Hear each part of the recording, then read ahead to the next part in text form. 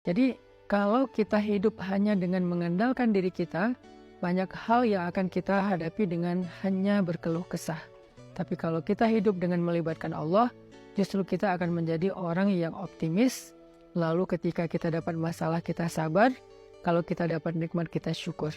Dan itulah hakikat dari kebaikan hidup seseorang, antara sabar, syukur, karena kedua-duanya adalah khair. Kedua-duanya adalah kebaikan bagi dia. Salah satu di antara tanda-tanda orang terlalu bergantung kepada ikhtiar, bergantung kepada amalnya, bergantung kepada perbuatannya, bergantung kepada usaha dirinya adalah nuqsanur roja. Berkurangnya harapan kepada Allah inda wujudiz zalal, ketika ada masalah dalam hidupnya. Maksudnya apa? Seringkali kita gini, kita tuh jadi kayak berani berharap yang baik-baik kepada Allah kalau apa yang kita harapkan itu masih logis. Jadi kita kayak tahu gitu gimana cara mengikhtiarkan hal itu.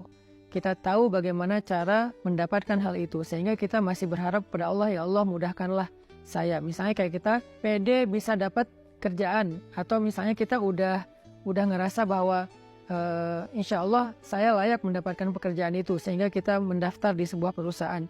Kita masih berharap pada Allah supaya Allah mudahkan urusan kita.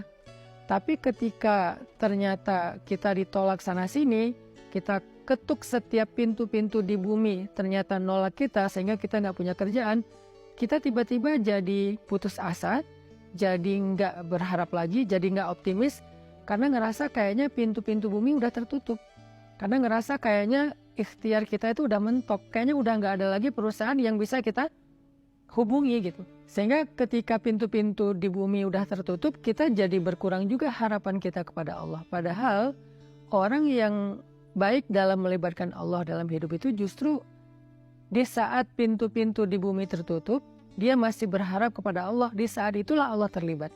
Jadi jangan sampai ketika pintu bumi tertutup, manusia meninggalkan kita, jalan-jalan ikhtiar itu kayaknya udah mentok, kita jadi berprasangka buruk dan tidak lagi berani berharap yang baik-baik kepada Allah.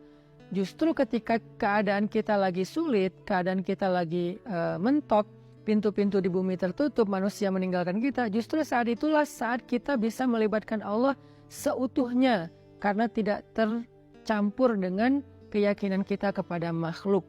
Dan saat itulah saat yang paling ajaib, saat kita mentok.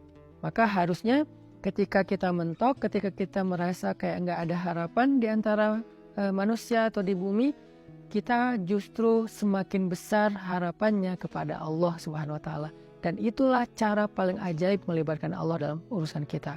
Coba renungkan firman Allah di dalam surat An-Naml ayat 62. Bismillahirrahmanirrahim.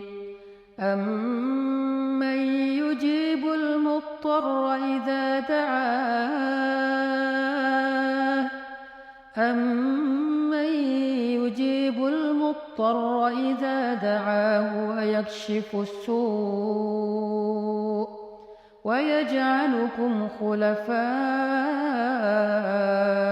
ardh. أإله مع الله أإله مع الله قليلا ما تذكرون.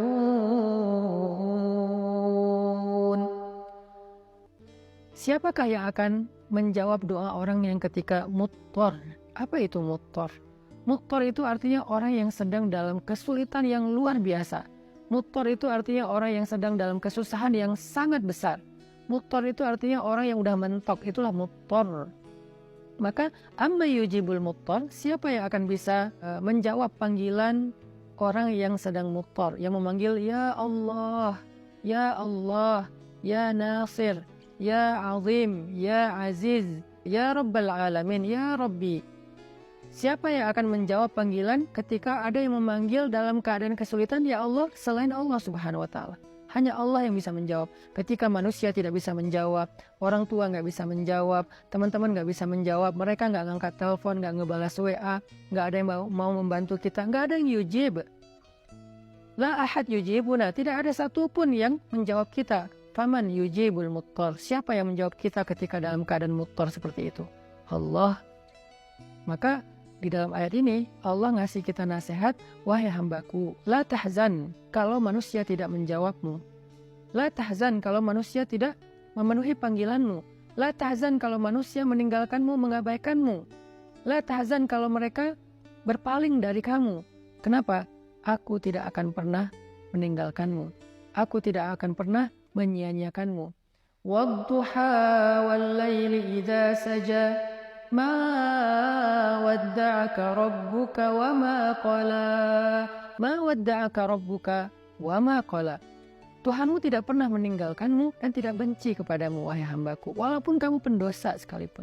Ada 3 kondisi di mana seseorang itu doanya tidak ada hijab dengan Allah. Salah satu di antara 3 kondisi itu adalah ketika orang ini terzolimi.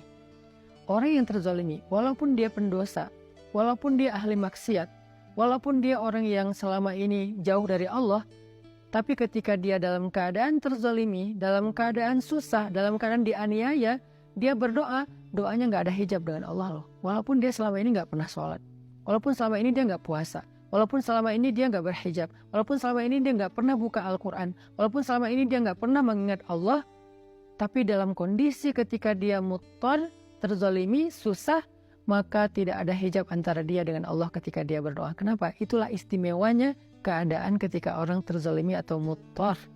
Allah nggak ngelihat dia puasa atau enggak. Allah nggak ngelihat dia sholat apa enggak. Yang Allah lihat dia memanggil Allah atau enggak.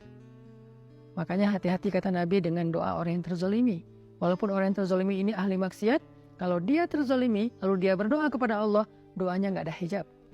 Sehingga Allah berfirman, amma yujibul muttar. Siapa yang menjawab orang-orang yang sedang susah ketika dia memanggil Allah, idza da'ah wa yakshifus su', lalu Allah menghilangkan kesusahan darinya. Bahkan Allah menjadikannya sebagai pemimpin, artinya Allah berikan kepada dia kemuliaan, kekuasaan dan segala kebaikan-kebaikan dalam hidup. Siapa? Allah.